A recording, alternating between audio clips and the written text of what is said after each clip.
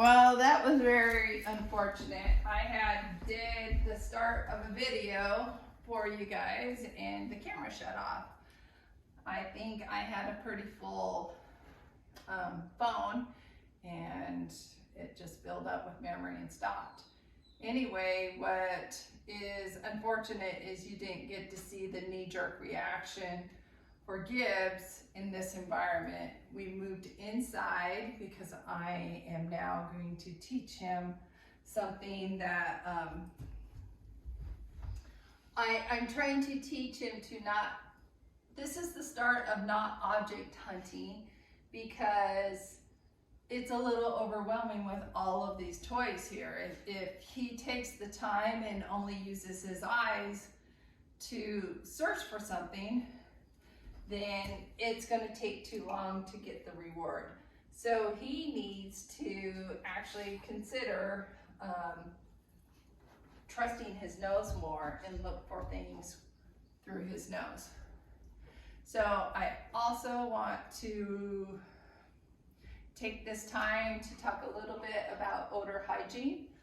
When you use these odors, you need to put it in a vessel like a straw or a container that's not going to touch the object that you are using or hiding the odor on, the Q-tip. You never want to use the Q-tip directly on an object because the oil touching that object will forever pollute it. So what else you're going to see is if you have gone and seen me do a video with Brooke that's almost doing the exact same thing. These are the same toys I used previously. Once they have odor in them, they are forever polluted.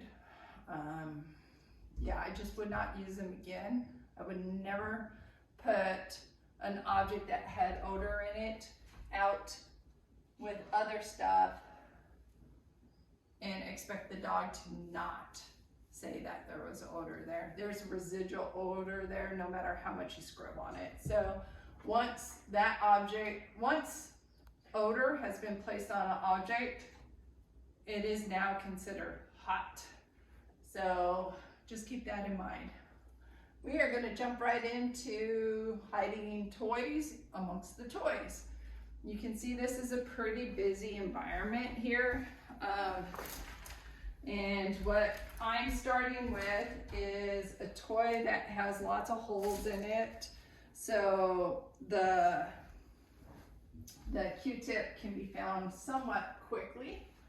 This object looks just like this little ball here with all the holes. And inside of it is one of the vessels. One has a straw in it. And in the straw is the Q-tip. So it's secured with putty. Anyway, I am going to basically have Gibbs hide his eyes by throwing treats away, and then I'm going to drop the ball and see if he can find it. Come on, Gibbs. There you go.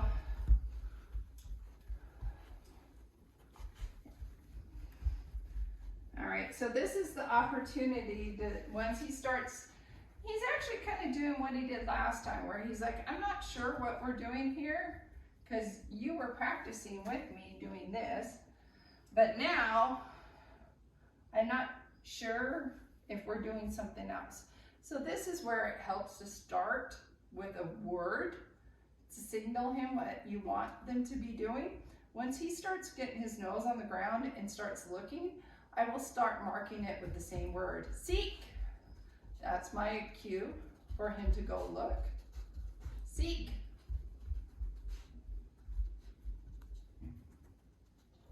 Good boy. That way, when you're at basically just starting, like here, you can go seek. See, he's not used to it yet. So we want to only do it when he's seek.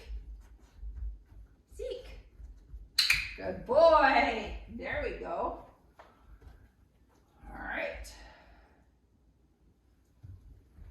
And this is where it's not a bad idea to just move yourself around in different parts because you change the puzzle being in a different part of the room, because him looking at you or following you along presents a different area to go. Good boy. All right. And as you can see, he had no problems with that.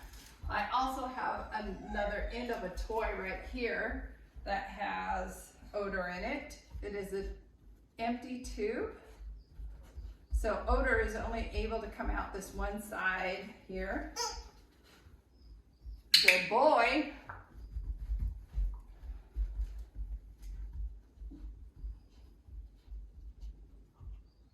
Yes. So what's important about that is me placing it amongst the other toys. He has to decide where that odor actually is. That way he's not object hunting.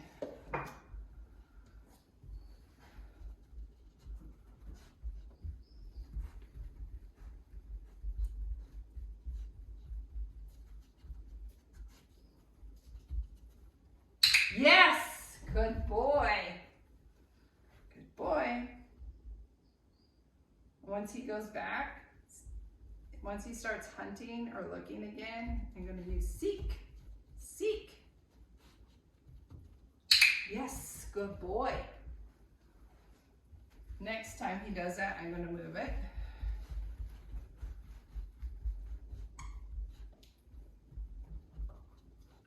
Yep, good boy. You go over there.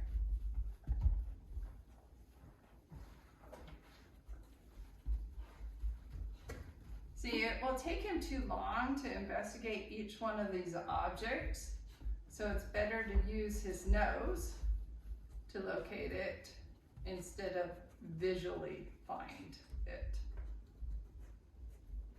After he gets this one, I'm actually going to drop it in the middle of a whole bunch of toys, so he has to distinguish which toy it actually is.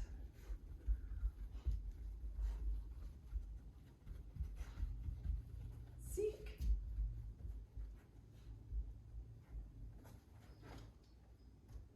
Did you find a loose food? You looked all around, but you didn't pick it up. Where is it?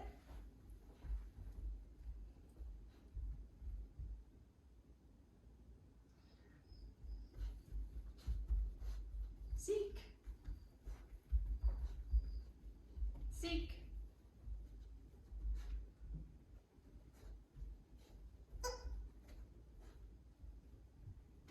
So what's interesting here is he's using the space where I kind of am, but he's not going to spaces where I am not. So I'm going to move over to this area to see if he will hunt over in this area. Seek. Yes! Good boy.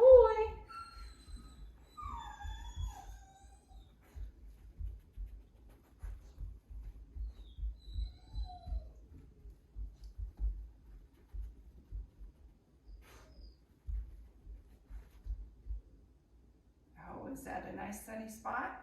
You gonna play seek?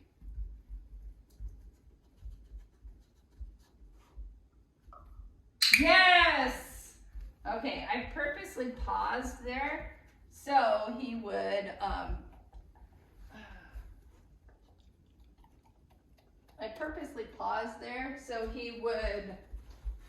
actually confirm with me that he found it. It's now over there by the stool. You want to play seek one more time? Okay, come on. Seek. You're sitting down right by it, you silly boy.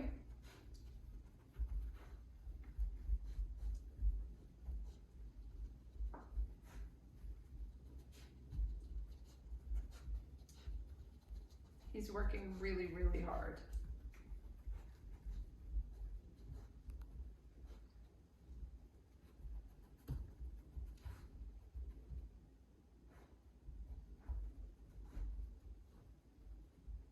For a 13-week-old puppy, he is working extra hard and not becoming frustrated. Oh, now he sees one of his favorite toys, which is hilarious because this is actually right by the odor. And he found it! Good boy! Good boy. So if they get frustrated and start shutting down and not doing the work, this is where you can back everything up and take some of the distractions away.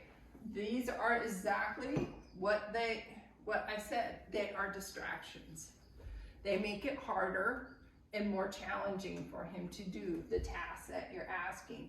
So if this is too overwhelming, simplify it and then make it harder as you go along. Add more toys or take more toys away depending on your dog's skills. Thank you.